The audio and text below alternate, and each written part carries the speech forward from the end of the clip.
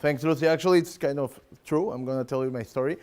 But, well, first I would like to ask you if it happens to you that maybe you forget to call your best friend in his birthday day, or you forget of buying something on the way home, or maybe you forget, as me as Fred, to pay the bills of our apartment. Does it happen to any of you? Yeah?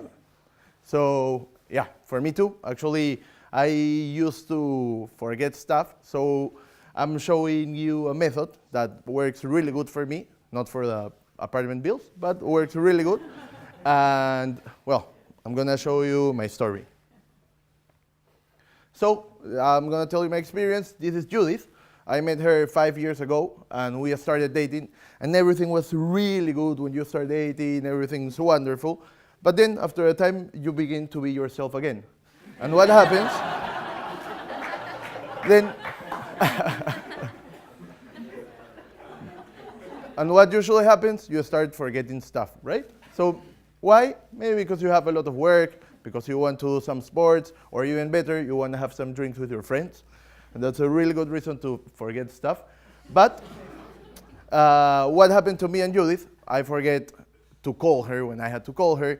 I forget some errands she asked me to do. And the worst of all, I start forgetting dates. And then this wonderful version of Judith turned into angry Judith. And trust me, that means danger. Really danger. You don't want to be next to her when that happens. So, how did I start working on that? I started looking for methods to get organized. I started reading some books, not too much really, but luckily I ran into this amazing, magical, and beautiful discovery, which was getting things done. Well, which was Getting Things Done. That was a book written by David Allen, who is like a self-management guru. And actually, he believes that most of our stress comes from badly arranged commitments we get into. And another thing he believes is that usually no, our brain has a limited capacity. So actually, you can either use it for storing things, or you can use it for creative stuff. And I guess it's more valuable to do creative stuff rather than storing, because creativity finally is what adds value to your daily tasks.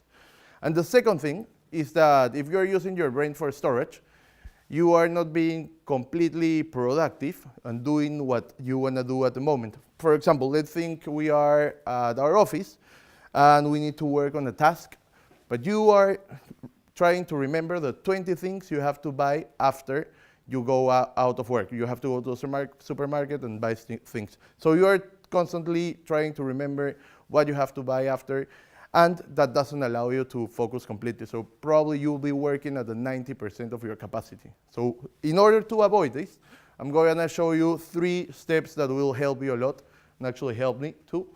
So first, keep things in a trusted repository. And James, your brain is not a trusted repository. Yeah. Actually, a trusted repository will be to use lists. It can be a paper list, or it could be actually an app. Now you have Evernote, Toodly-Doo. There's a variety of options you can use to put your things down. Second, you have to have clear steps. For example, let's think we are organizing a trip. So your next step won't be organize a trip. You have to break it down into actionable tasks, such as research about the destiny, book the hotel, book transportation, that kind of stuff. And then finally, you have to complete the tasks, or actually review you are moving on. How do you do that? You should do this probably at the end of each week. And for example, you should think of, okay, anything going around you haven't written down your lists, or checking your lists and making sure they have changed from last week, because otherwise you haven't done anything. So that's a good way of checking you're moving on. And probably this is the most important part of all the presentation. It's actually how you get things down from stuff from around your environment to proper lists. And it starts with stuff. We are always in contact with people, messaging, talking, and we get a lot of stuff into our brains. But actually talking about offices where we will spend the most of our time, things come through our inbox. It can be our physical inbox if we have to sign and approve stuff, or it can be through our mail. Nowadays, usually everything comes through our mails. And once we got this, we need to ask ourselves what it is. And then we need to ask ourselves, is it actionable? And there are only two options. It can be actionable or not actionable. So what happens if it's not actionable? For example, let's think about payment confirmation of a hotel you already went to. If it arrives to your mail, there's no need to keep it. You can just eliminate it, so you don't lose time on that. Let's imagine you receive a mail with some important insights and idea about a business you want to do, but currently you don't have time to do it. Probably in 6 months, when you're more free, you will be able to do it. So it actually makes sense to keep it in a repository where it incubates until you have time to look at it. And then you can also keep things as reference. So let's think about this same payment confirmation, but of a hotel you haven't got yet there.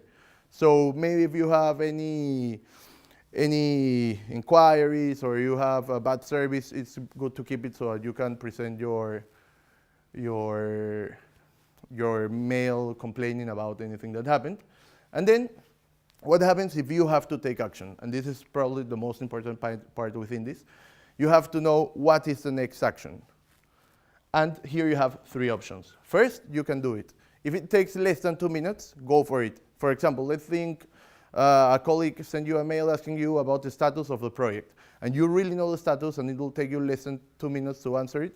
Go for it, because if you take it later, you will have to read the mail again, understand what he asked, and respond, and it will take longer.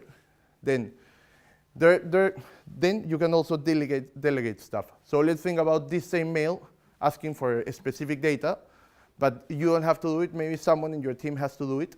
You just have to send it to someone to your team. But the important thing here is to keep it on a list of waiting for, so that you know that this thing must come again to you, and you are sure to ask it for it if it doesn't come on time. And finally, there are things that you really have to do, but it takes a little bit longer than 2 minutes. And then you can do 2 things.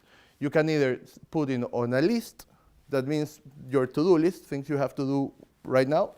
And the other one is a calendar, and you save things there if they have a specific date and time to be done.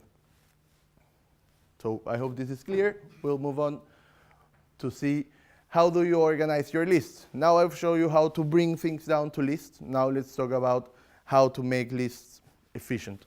So you really want to have a short, relevant task list, because it's really horrible to go into office or go into your house and think, oh, I have like 40 things to do. It's actually not motivating, it's actually challenging, and it doesn't put you in a good mood. So the ideal thing is to have between 4 or 10 tasks per list.